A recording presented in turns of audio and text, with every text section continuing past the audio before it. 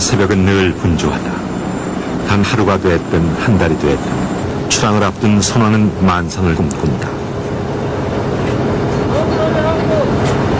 부산 남항은 고등어잡이의 전진기지로 불린다.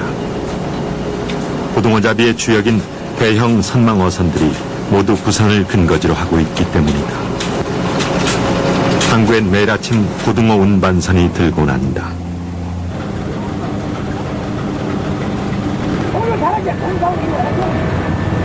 그물을 끌어 고기를 잡는 선망조업은 본선 한 척, 보조선 두 척, 그리고 운반선 세 척이 한 선단을 이루는데 이를 한 통이라 한다.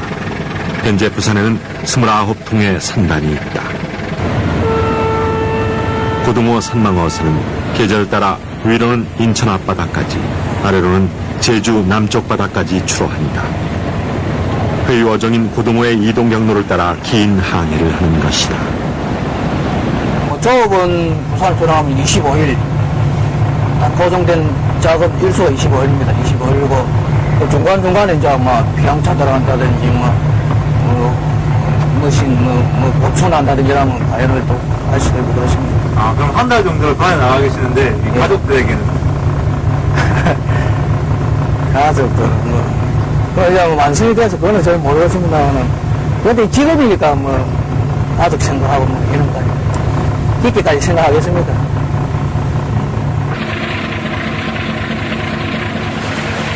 한 달 25일 출어, 5월 한 달의 휴어기를 제외하면 선원들은 연중 300일가량을 바다에서 보내게 된다. 어장까지 가깝게는 반나절, 멀게는 이틀을 꼬박 달릴 때도 있지만 운이 좋으면 출항 첫날 고등어 떼를 만날 수도 있다.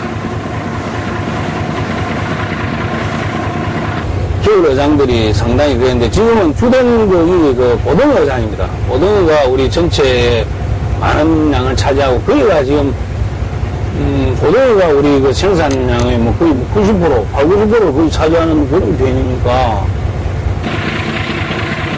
한 개의 선단은 6척의 배로 이루어지며 선원만 70~80명에 이른다. 이들의 휴가는 매달 음력 14일 전후인데 여기엔 특별한 이유가 있다. 야간에 불을 밝혀 잡는 고등어는 음력 보름 전후가 되면 달이 밝아 유인하기가 어렵기 때문이다. 그런 월명기에야 사나흘 잠시 땅을 밟았다가 다시 배에 오른다. 하지만 돌아오지 않는 선원들도 있다. 해승호 선원들의 평균 연령은 60, 고령화가 심각하다. 해가 가면 갈수록 자꾸 지금 65세 되는 분들도 많이 계시거든요. 그래서 저분들이 만약에 앞으로 한 5년이나 10년 후에 저분들이 만약에 다 이제 떠나고 가정으로 돌아왔을 때 배를 다 떠났을 때 그 이제 인원이 이제 그러니까 선을 메꿀 그 인원이 없다고. 이거 특정 직종이 되는 때는 이거 젊은 사람들이 배를 안 탈락합니다. 또 세대로 치면 이제 나 세대가 좀 젊다 이래 봐야 되지. 한 40대가 좀 젊다 이래 봐야 돼. 해가 갈수록 좀 좋아해집니까? 왜 지금은 또 그렇다 봐야 안 되겠어요. 장비가 현대화되어 고기를 찾는 기술은 늘었지만 그물로 고기를 잡는 건 기계가 아니라 사람이기 때문에 인력난은 선망업계의 큰 골칫거리다. 부산항을 떠난 100여 척의 어선은 같은 어장을 향한다. 선단이 달라도 어장 정보는 공유하기 때문이다. 출항 후 꼬박 한나절을 달렸다. 어구는 생각보다 훨씬 남쪽으로 내려가 있는 듯하다. 출항 이틀째, 서해안을 돌아 제주도로 키를 잡았다. 저녁 무렵 고등어 떼를 찾아 도착한 곳은 제주도 북동쪽 해상 10마일 지점. 오늘은 이 부근에서 그물을 풀 예정이다. 제대로 된 한방을 위해서는 어군의 위치와 규모를 정확하게 파악해야 하는데 바다가 거칠다. 밤 10시 어군 탐지기의 신호가 왔다. 우리 형성해가지고 여기서 한 25동 25종이 집중적으로 고등어를 보고 생활하고 있습니다. 아까 감각이 얼굴이 나타났는데 오는데 해가 지면서 고등어군이 부상하면서 그렇게 형성됩니다. 예. 칠흑 같은 어둠을 뚫고 조업이 시작됐다. 어탄기를 붉게 물들인 고등어떼. 낮 동안 수심 100m 이하에서 서식하는 고등어는 보조선의 불빛에 유인된 먹이를 따라 부상한다. 군집성인 고등어는 떼를 지어다니기 때문에 대형 어군의 길목을 가로막으면 120톤 운반선의 어창 정도는 한 번에 채울 수 있다.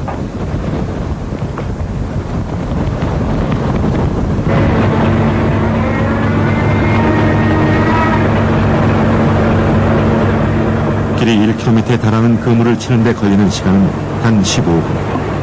파도가 높아 조업은 어렵지만 더 지체하면 고등어 떼를 놓치게 됩니다. 본선이 그물을 치면 보조선들은 그물을 지탱하는데 고기가 포위된 것이 확인되면 이때부터 간격을 서서히 좁혀간다. 드디어 수면 위로 떠오른 고등어떼. 고등어는 가을부터 겨울까지 최고의 어획골을 기록한다. 고등어 어장은 보통 수심 80에서 100m 사이에 형성되는데 조류에 따라 150m까지 그물이 내려가기도 한다.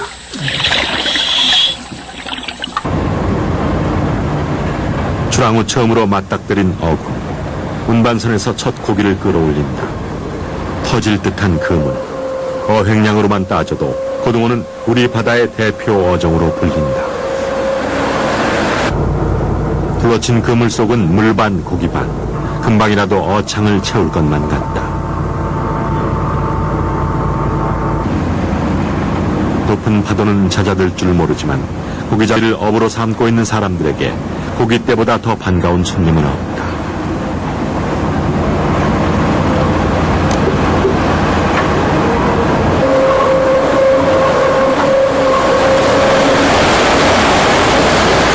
선원들은 만선을 기대한다. 아유, 뭐, 기분 좋지요, 뭐. 그동안 뭐, 날씨가 안 좋아가지고 고기도 못 잡고 그래가지고, 오늘 그래도 또 고기 들어주니까 기분이 좋네요. 선망 조업의 최대 장점은 운반선 세척이 번갈아가며 고기를 항구까지 실어 나르기 때문에 대규모 연속 어획이 가능하다는 점이다. 현재 우리 식탁에 올라오는 고등어의 90%는 부산의 선망 어선들이 잡은 것이다. 이 고기 날 때는 많이 나도 날 때는 전혀 안 나고 고기 잡는 게 힘들고 또 우리가 또 잡지 않으면은 또 어떻게 고기를 국민들이 먹을 수 있겠습니까? 그 고기도 갈수록 더 고갈되고 힘든 것 같습니다. 참 소중한 고기입니다. 조업 7시간째 153 해승호는 고등어 떼를 쫓아 세 번째 그물을 쳤다. 한밤에 시작된 조업은 날을 꼬박 새야 끝이 난다. 자연 선원들의 밤잠은 뒷전이 되고 마는데 이것이 젊은 선원들이 고등어잡이 배를 꺼리는 이유다.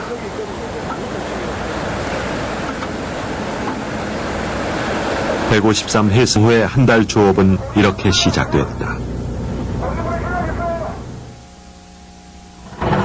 치열한 전쟁과 같았던 야간의 고등어잡이. 본선이 다시 어군을 찾는 동안 어창을 채운 운반선은 항로 뱃머리를 돌렸다. 13시간의 항해 끝에 부산 남한기지에 도착한 운반선. 밤새 바닷길을 달려온 고등어는 공동어 시장에 하역되는데 매일 아침 29개 선단이 운반선을 보내오니 자연 부산 공동어 시장은 고등어의 메카라는 별명을 얻게 됐다.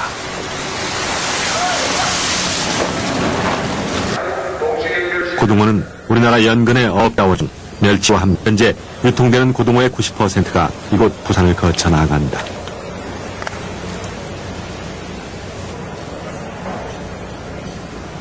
우리 어시장에서 입하되는 물량 중 고등어가 가장 비중을 많이 차지하고 고등어가 차지하는 비율이 절반 이상이 되겠습니다.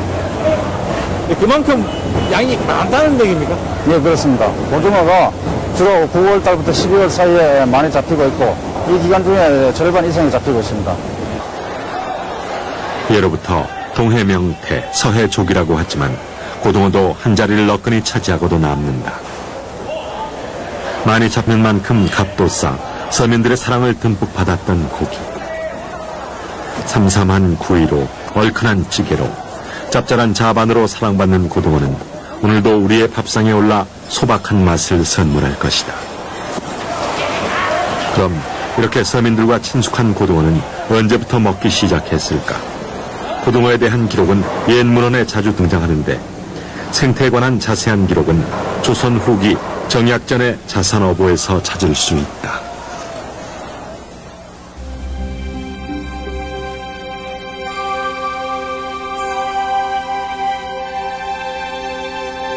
고등어는 등에 푸른 무늬가 있다 하여 병문어로 불렸고 예로부터 대량으로 잡기는 했지만 소비는 한계가 있었다고 한다.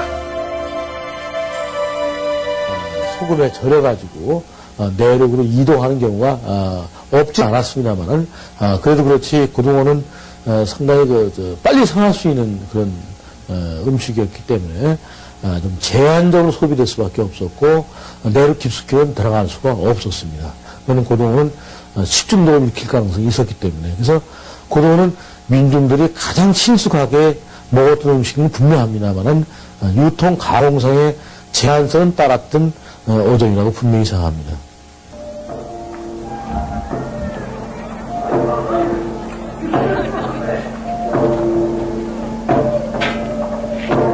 냉장 기술이 발달하지 않았던 시절 내륙지방 사람들에게 생선은 먹기 어려운 음식이었다.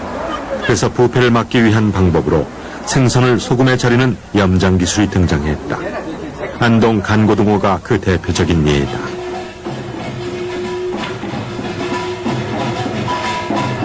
고등어를 쥐고 오면서 하루가 넘으면 고등어가 상해가지고 이제 다시 쓸 수가 없죠. 그래서 시간을 맞춰 오기 위해서는 달구지를 타고 뭐 지게 쥐고 오면서 걸어오면서 주먹밥을 먹으면서 하루 내에 새끼리 방태에 도착을 했습니다. 그래서 거기에서 바로 이제 염장을 해가지고 그 당시에도 보부상들에 의해서 전국으로 이제 퍼져나갔죠. 안동 민속축제에는 해마다 간고등어를 운반하는 보부상 행렬이 재현된다. 생선 한 마리 나지 않는 안동의 자랑거리가 뜻밖의 고등어가 된 것이다. 우리 안동은 옛날 것을 지키려고 많이 노력하는 고장입니다. 그 중에서도 제일 안동 소주, 안동 탈춤, 안동 강고등어 그 세 가지는 우리나라뿐만 아니라 전 세계에 내놔도 자부심을 가질 수 있는 것입니다. 갯가에서는 서민들의 밥반찬이었지만 양반고장인 안동에서는 제사상에서 절받는 고기로 대접받는 고등어. 안동 간고등어는 구한말부터 이미 지역 특산품으로 이름을 떨쳤는데 지금까지 안동을 대표하는 음식으로 사랑받고 있다. 짭지도 안 하고 싱겁지도 안 하고 뭐라 그럴까 아주 표현할 수 기가 막힌 너무 맛있어요. 밥하고 이거는 있으면 밥 먹어요. 나무 필요 없어.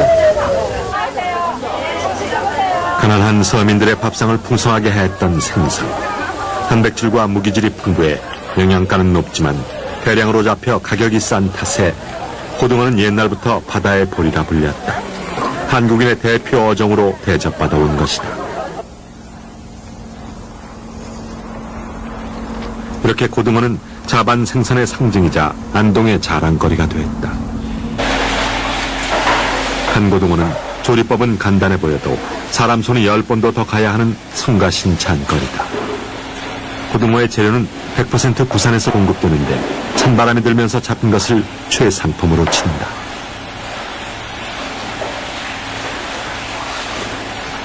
고등어는 10월, 12월, 1월, 10달 고기 내야 제일 맛이 납니다. 사돈네 갈딱이라고 옛날 어른들이 속담 있어요. 사돈네 갈딱이라고 고등어는 갈고등어 맛이 최고입니다. 봄고등어는 맛이 없고 여름 고등어도 뭐 별로입니다. 그래서 갈고등어 내야 맛이 납니다. 아주 육질이 좋고 부드럽고 쫄깃쫄깃하고 갈고등어 내야 맛이 제일 나요. 고등어 염장에는 3가지 방법이 있다. 먼저 배에서 소금을 치는 것이고, 둘째, 입항 후 갯가에서 간하는 방법, 셋째, 소비 지역까지 와서 소금을 치는 방법인데 안동은 3번째를 선택했다. 우리 안동이 내륙지가 있기 때문에 생선 구경을 못합니다. 뭐해서 참 멀리서 오면은요, 거기 다 썩어요. 썩으니까 중간에 오다가 배를 빼고 다 소금을 줘요. 소금을 주니까 그래 아무 먹지를 못해요. 그게 이제 옛날부터 발달돼서 그게 이제 저 안동의 간고등간 유명하게 됐지요. 예. 산지에서 간을 하지 않고 중간에 소금을 쳤다는 것은 안동 사람들이 고등어의 특성을 알고 있었다는 말이다. 고등어는 내장의 소화 효소가 대단한데 상하기 직전에 나오는 이 효소가 오히려 맛을 돋운다는 것을 염두에 두었던 것이다.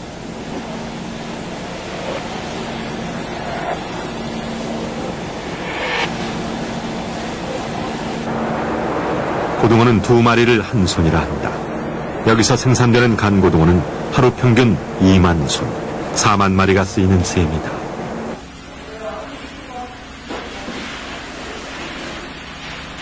현재 안동에는 간고등어를 만드는 업체만 10곳이 넘는다.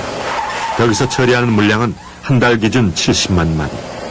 대량 어획을 주로 하는 선망 어민들에게 안동 사람은 큰 고객이다.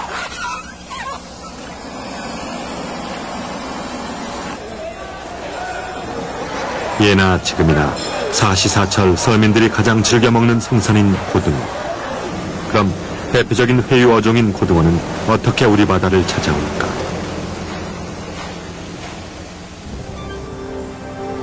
고등어는 크로시오 난류를 따라 봄과 여름엔 동해와 서해로 북상하고 수온이 떨어지는 가을철부터 제주도 남쪽으로 내려온다. 산란철은 3월부터 6월로 알려져 있다.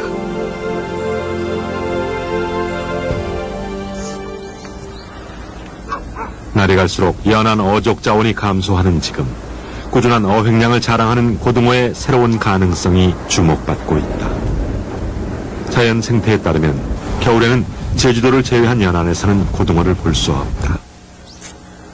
그러나 지난 2000년부터 어린 고등어를 잡아 성어로 키우는 양생 시험이 시작되면서 그 사정은 달라졌다. 2월, 연안에는 한류가 흐르고 난류는 제주도 남쪽으로 내려가 있을 시기다. 이때 표충 수온은 11도씨, 고등어가 살기엔 적합하지 않은 온도다. 하지만 연안에서 고등어 무리가 사라진 한겨울에도 이곳에서는 살아 뛰는 고등어 떼를 만날 수 있다. 이 난류성공이기 때문에 원칙은 이제 수온을 따라서 자기 적수온으로 따라가야 되는데 고기를 뭐 강제로 가져도 못하니까 가지는 못하고, 그다음에 이제 최대한 자기들이 그 그물 깊이 속으로 들어가면 수온 자체가 위에보다 한 7, 8m 내려갔을 때는 한 1도에서 2도 정도 차이가 나기 때문에 최대한 자기가 체력에 축적했던 거에 지방질을 가지고 지금 견디고 있는 거죠. 양생장에서 겨울을 나는 고등어는 보통 사흘에 한 번 먹이를 먹는다.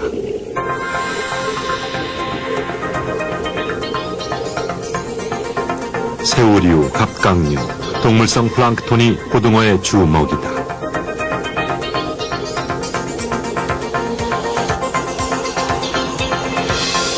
(15도에서 19도씨의 청정해역에 사는 고등어의 평균 수명은 6, 7년. 운동성이 강하고 성장이 빨라 1년이면 30cm까지 자란다. 고등어는 특히 눈이 밝고 후각이 발달돼 있어 경계심이 대단하다. 그래서 폐사율이 높아 성어는 키우기가 어렵다. 이곳의 고등어는 겨울이 오기 전까지 연안에 쳐둔 그물로 잡는다. 선망조업처럼 고등어 떼가 다니는 길목을 가로막는 방식인데 이것은 고등어를 산채로 포획할 수 있는 유일한 방법이다. 4년째 실패를 거듭한 고등어 양생은 지난해에야 겨우 실마리를 찾았다.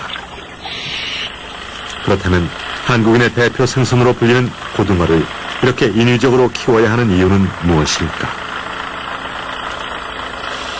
좋은 환경을 따라 이동을 하기 때문에 모든 걸 자원이 그렇게 쉽게 보관을 안 되는데, 문제는 그 중국이라든가 아니면 그 우리나라라든가 어떤 해양의 오염, 연근의 오염으로 인해 가지고 고기와 가까이 회유를 잘 안 한다는데 그런 문제 때문에 우리나라 근래의 고등어의 자원량은 감소 추세에 있습니다. 현재 욕지도의 해상 가두리에는 25만 마리가 넘는 고등어가 자라고 있다. 양생되는 고등어는 보통 300g 정도의 작은 놈을 선택하는데 어린 녀석은 예민한 어미에 비해 환경 적응력이 뛰어나기 때문이다. 그럼에도 불구하고 한 달 정도의 순치 기간이 필요하다. 고등어 양생에 있어 남은 숙제는 많다.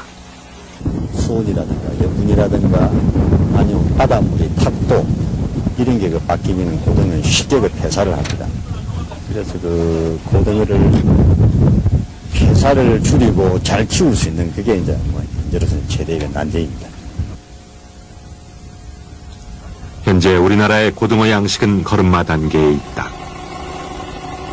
준성어 상태에서 양생이 시작되기 때문이다. 고등어 인공 부화에 성공한 나라는 아직 없다. 양식 기술이 발달한 일본에서도 치어 상태의 고등어를 성어로 길러내는 사례만 보고됐다. 본격적인 고등어 양식은 아직 멀기만 한 것이다.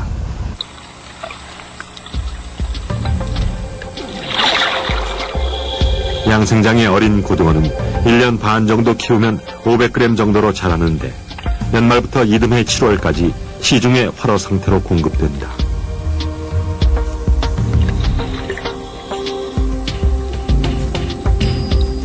현재 각국의 배타적 경제 수역 선포, 해양 오염 등으로 어자원은 계속 감소되고 있다. 그래서 우리 어업은 단순히 잡는 어업에서 부가가치를 높이는 기르는 어업으로 전환하는 추세에 있다. 고등어도 그 대열에 끼어 있는 것이다. 수산 자원 상태도 고갈 상태가 돼가 있고 세계적으로도 이제 원양업이라든가 이런 데 어렵기 때문에 연안에서 이제 기르는 기업으로 수산업으로 많이 이제 나라 시책도 정책을 바꾸고 있고 그런 식으로 앞으로 많이 변해야 될 걸로 알고 있습니다. 고등어 양생은 우리 식탁에 또 한 가지 중대한 변화를 가져왔다. 고등어는 지금까지 알려진 대로 무트로 나오면 바로 죽어버리는 성질 급한 고기다. 하지만 양생장의 고등어는 활어 상태로 공급이 가능하다.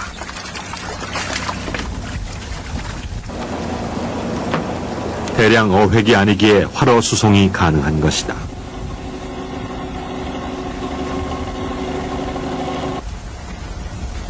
누구나 즐겨 먹는 값싸고 영양가 많은 생선, 고등어에 대한 대접이 요즘 달라지고 있다. 양생장 고등어는 일반 어시장을 상대로 하지 않는다. 아무 밥상에나 오르는 편안한 반찬거리가 아니라는 것이다. 활어차까지 동원할 만큼 귀한 대접을 받는 녀석들은 국내 생선회 시장을 겨냥하고 있다.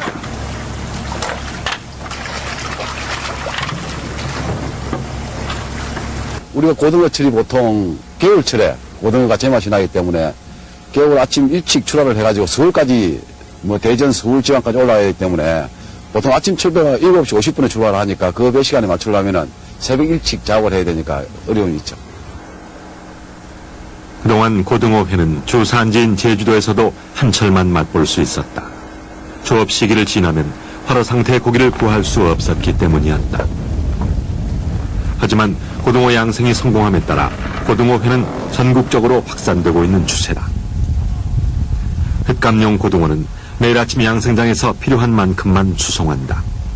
지천으로 널린 고기 취급받는 고등어로서는 한 번도 누려보지 못한 귀한 대접이다.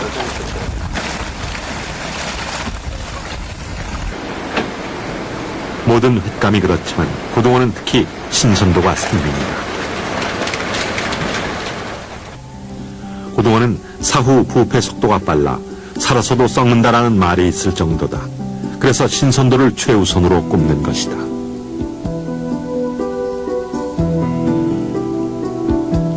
횟감용 고등어는 양생장에서 1년 이상 자란 것을 고른다. 무게는 보통 400g 이상이다. 자연 상태보다 먹이 공급이 좋은 양생장 고등어는 성장이 좋고 육질도 자연산보다 나은 것으로 평가받고 있다. 또 고등어는 어떤 횟감 비교하더라도 맛과 양면에서 결코 뒤지는 게 없습니다. 그리고 가격이 싸기 때문에 소비자한테 아직 부담이 되지도 않고 최고 횟감급.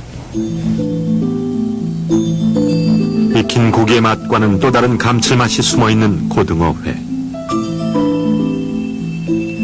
구이로 혹은 자반으로, 찌개로 사시사철 밥상에 올랐던 서민들의 고기 고등어는 지금 훌륭한 횟감으로 변신하고 있다.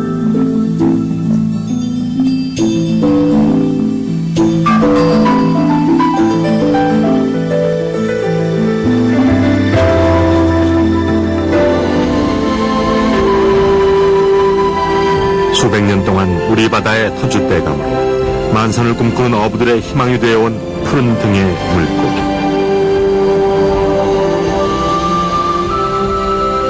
바다의 보리로 불리던 고등어는 오랜 세월 동안 서민들의 거친 밥상을 기름지고 풍성하게 만들어 주었다.